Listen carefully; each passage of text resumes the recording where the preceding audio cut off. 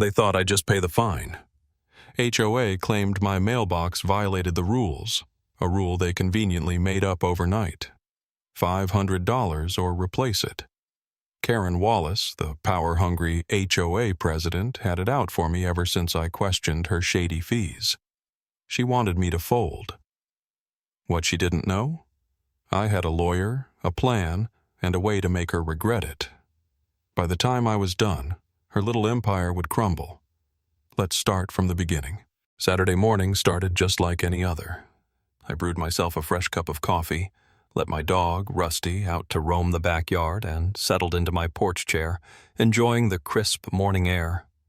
The street was quiet, except for the occasional jogger or dog walker, the kind of peaceful suburbia I had moved here for. Then I saw it, a white envelope tucked into my mailbox, standing out like a warning sign. HOA letter. I exhaled sharply, already bracing for whatever nonsense awaited me. Ripping it open, my eyes scanned the first few lines. Violation notice. Your mailbox does not meet HOA aesthetic standards. A $500 fine has been applied to your account. Compliance required within 14 days, or additional penalties will be enforced. I nearly choked on my coffee. My mailbox? The same sturdy black cast-iron mailbox that had stood at the end of my driveway for 10 years? The same one that had never once been an issue, suddenly unacceptable? I glanced around the neighborhood. Mailboxes in every style imaginable lined the street.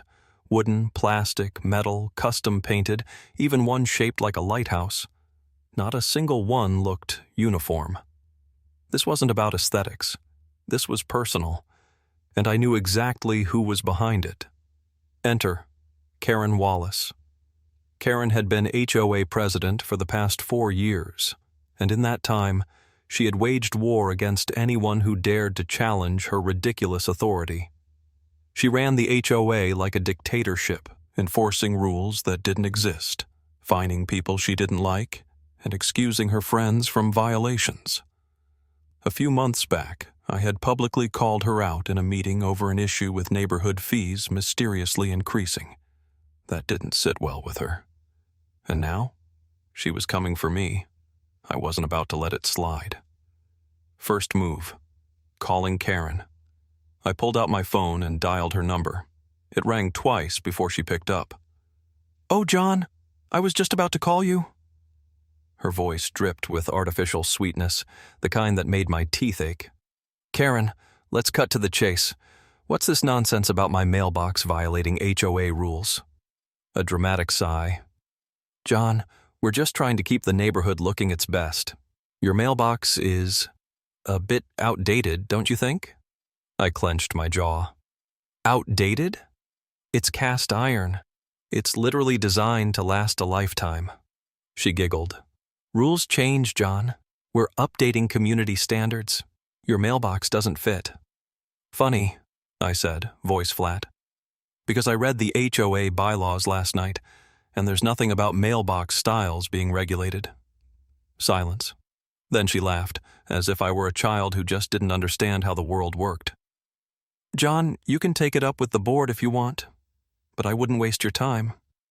The fine stands. You have 2 weeks to replace it, or the penalty doubles." I tightened my grip on the phone. "And who approved these so-called changes?" Another pause. "The board, of course," she said smoothly. Except I attended every HOA meeting. There had been no vote, no discussion. She had made this up. And that's when I knew. This wasn't about my mailbox. This was about control. About Karen proving she could make my life hell whenever she wanted. I took a deep breath, forcing down the rage bubbling in my chest. Karen thought I would roll over. She had no idea who she was messing with. I wasn't about to let Karen Wallace push me around. If she wanted a fight, she was getting one. First, I checked the HOA bylaws. Nowhere did it state that specific mailbox designs were required. Then I spoke to a few neighbors, and guess what? No one else had gotten a violation. This was personal. Step 1. Gather proof. I took photos of every single mailbox in the neighborhood. Guess what?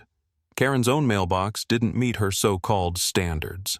It was old, faded, and had a crack down the side. Step 2. Make it official. I sent Karen a certified letter, demanding an official HOA meeting to discuss the fine. Legally, she had to comply. The day of the meeting arrived, and I walked into the HOA clubhouse with a folder full of evidence. Karen sat at the head of the table, smug as ever, flanked by her usual cronies.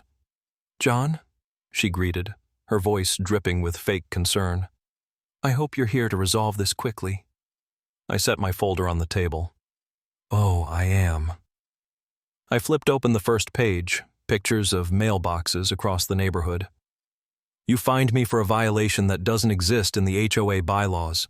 You also failed to notify the community about new mailbox standards. That makes this fine." I slid a printed document forward. "Completely illegal." Karen's smirk faltered. I leaned forward. "And, Karen, your mailbox? Also a violation." The room went silent. Karen turned red. "This meeting is over." She grabbed her papers and stormed out. I smiled. She had no idea what was coming next.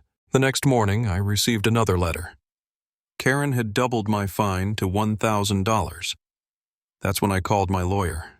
Meet Mark Reynolds, HOA law expert, absolute shark. The kind of guy who lived for lawsuits like this. After a quick consultation, we filed an official complaint. HOA boards have legal obligations, and Karen had just broken several laws. A week later, Mark sent Karen a cease and desist letter outlining every violation she had committed, including abuse of power, selective enforcement, and failure to follow HOA procedures. Karen's response? A threat. She had a notice posted on my front door, claiming that if I didn't remove my mailbox by Friday, the HOA would take action.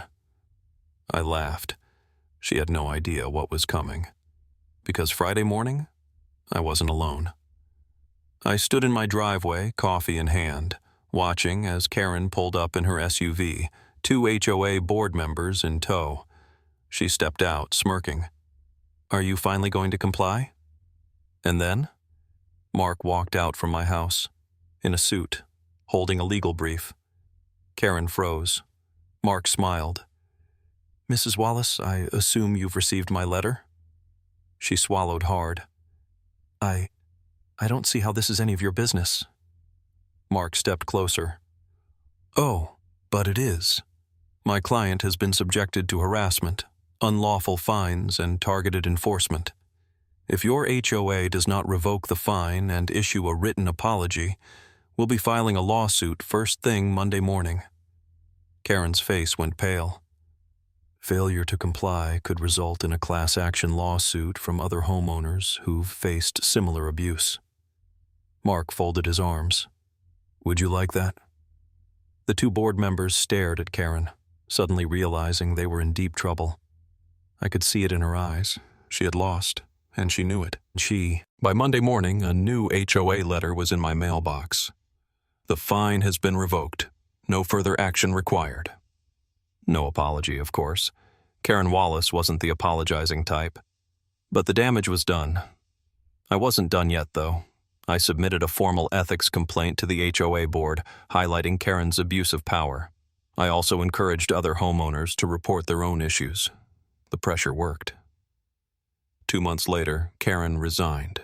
Rumor had it, she was threatened with legal action if she didn't step down. Her replacement? A reasonable, level-headed guy who actually followed the rules. As for me, my mailbox is still standing. And Karen? She learned the hard way. Messing with the wrong homeowner can cost you everything.